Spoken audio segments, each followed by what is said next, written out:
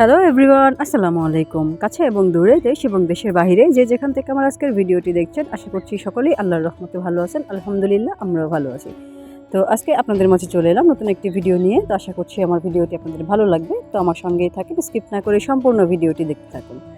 তো সকালবেলায় আমি আজকে রান্নাঘর থেকে আমার ভিডিওটি শুরু করেছি, কারণ হচ্ছে আজকে সকাল সকাল আম্মুকে নিয়ে ডাক্তার দেখাতে যেতে হবে। আজকে আম্মু ডাক্তারের কাছে অ্যাপয়েন্টমেন্ট নেওয়া আছে চেক আপ করার জন্য। তো সকালবেলা শোয়া থেকে উঠে আমি আর আমার ছোটো ভাইয়ের বউ নাস্তাগুলো তৈরি করে দিচ্ছিলাম। আর নাস্তাগুলো এখন সকালবেলা যদি তৈরি না করি তাহলে খেতে একটু দেরি হয়ে যাবে, আর বাসা থেকে বেরোতেও দেরি হয়ে যাবে। তো একে একে করে এখানে আমি সবগুলো রুটি বানিয়েও নেওয়া হয়েছে, আর রুটিগুলো এখন ছেঁকে নিচ্ছিলাম। আর নাস্তাটা করে আমরা মানে বাসা থেকে বেরিয়ে যাব, কারণ হচ্ছে আম্মু আর আমি যাব, আর সঙ্গে ছোটো বাবুকেও নিয়ে যাব। আর টুকটাক যে কাজগুলো থাকবে সে কাজগুলো আমি আমার ছোটো ভাইয়ের বউকে একটু হেল্প করে দিয়ে যাব, কারণ ও একা একা সবগুলো কাজ শেষ করতে পারবে না। আর বাবুর যেহেতু একটু ঠান্ডা লেগেছে, তো সে কারণে বাবুকে সঙ্গে নিয়ে বেরোবো। তো এই যে আমরা নাস্তা করে বাবুকে সাথে করে নিয়ে আম্মু আর আমি বেরিয়ে গেলাম। আর রাস্তা দিয়ে যাওয়ার সময় একটু ভিডিও করেছিলাম, আর ডাক্তার দেখানোর সময় বা আসার সময় কোনো ভিডিও আমি করতে পারি নাই, কারণ বাবু যেহেতু সাথে ছিল, বাবু একটু অসুস্থ ছিল, তো সে কারণে আর ভিডিও করা হয় নাই। তো বাবু তো বেশ খুশি, বাইরে যাওয়ার সময় বাবু কিন্তু বেশ খুশি থাকে সব সময়ই। আর ওর যে একটু ঠান্ডা লেগেছে, একটু জ্বর হয়েছে, এটা কিন্তু ওকে দেখলে বোঝাই যায় না, ও কিন্তু বেশ খুশি। মাশাআল্লাহ, সকলে আমাদের বাবুটার জন্য দোয়া করবেন, আল্লাহ যেন ওকে তাড়াতাড়ি সুস্থ করে দেয়। তো যাওয়ার সময় গেলাম, ডাক্তার দেখালাম, ডাক্তার দেখিয়ে তারপর আবার বাসায় চলে আসছিলাম, কারণ ডাক্তার দেখিয়ে বাসায় আসতে খুব বেশিক্ষণ সময় লাগে নাই।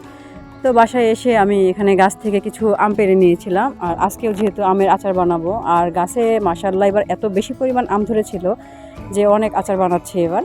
তো যাই হোক, এ ফাঁকে কিন্তু আমার ছোটো ভাইয়ের বউ রান্নাও করে নিয়েছিল, আম্মু একটু সহযোগিতা করেছিল। আর এখানে ঢ্যাঁড়স দিয়ে মাছের তরকারি রান্না হয়েছিল, আর ঢ্যাঁড়স দিয়ে মাছের তরকারিটা কিন্তু আমাদের ঘরে সবাই খুব পছন্দ করে।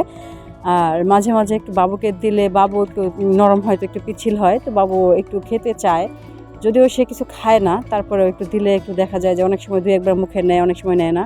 আর ছিল পুঁইশাক দিয়ে আলু দিয়ে চাপাশুটকির তরকারি, এখানে ছিল পাতলা ডাল, আর পুঁইশাক কিন্তু আমাদের গাছের ছিল। আর এখানে ছিল করলা ভাজি। আর করলা ভাজি এটা আম্মুর জন্য এখন প্রত্যেক দিনই করতে হয়, কারণ আম্মু যেহেতু ডায়াবেটিক্সের পেশেন্ট, তো অনেকেই বলে করলাটা খেলে নাকি খুব ভালো হয়। তো যার কারণে করলা ভাজিটা এখন নিয়মিতই আমাদের ঘরে থাকে।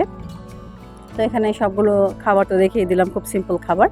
তো আমরা দুপুরে খাওয়া দাওয়া শেষ করে একটু বসে রেস্ট নিয়েছিলাম। আর এখন হচ্ছে বিকেলবেলা, আমি সবগুলো গাছে একটু পানি দিব। দেখেন গাছে কি সুন্দর ফুল ফুটেছে, এই ফুলটার নাম কি কেউ কি বলতে পারেন? যদি কেউ জানেন তাহলে অবশ্যই কিন্তু কমেন্টস করে জানাবেন।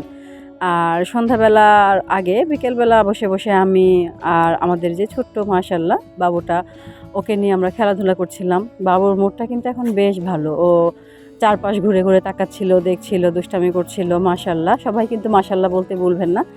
তো এতক্ষণ যারা ধৈর্য ধরে কষ্ট করে আমার ভিডিওটি দেখেছেন, যদি আমার আজকের ভিডিওটি আপনাদের ভালো লাগে তাহলে অবশ্যই আমার ভিডিওতে একটি লাইক করবেন। আর আপনাদের একটি লাইক আমার এই ভিডিওটিকে আরও বেশ কয়েকজনের মাঝে পৌঁছে দিতে সহায়তা করবে। আর যদি ভিডিওটি দেখতে দেখতে ভিডিওর কোনো একটি অংশ আপনাদের খুব বেশি ভালো লেগে যায়, বা আমার কোনো কথায় বা কোনো শব্দে যদি আপনাদের একটু পরিমাণ ভালো লাগে, আপনাদের মনের ভিতরে বিন্দু পরিমাণ জায়গা করে নিতে পারে, তাহলে অবশ্যই আমার চ্যানেলটিকে সাবস্ক্রাইব করে দিবেন, পাশে থাকা বেল বাটনটি প্রেস করে দিবেন।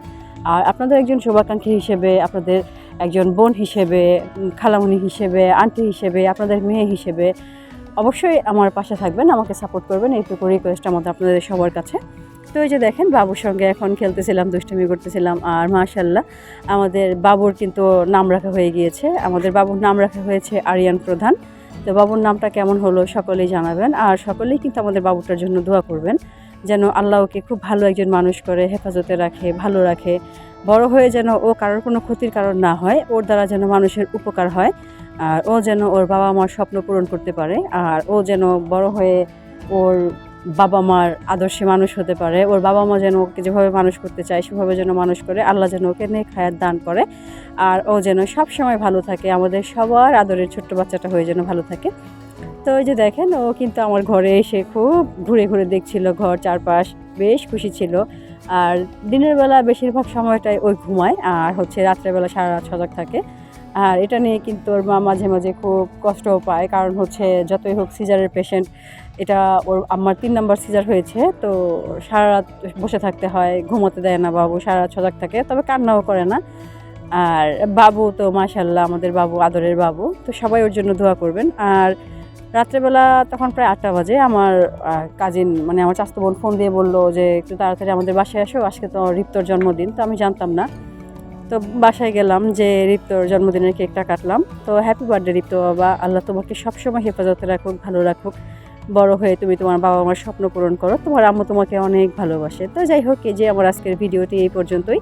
যদি আমার আজকের ভিডিওটি ভালো লাগে তাহলে আবারও বলছি অবশ্যই আমার ভিডিওতে একটি লাইক করবেন। আর দেখা হবে পরবর্তী কোনো ভিডিওতে, ততক্ষণ পর্যন্ত ভালো থাকবেন। আসসালামু আলাইকুম, আল্লাহ হাফেজ।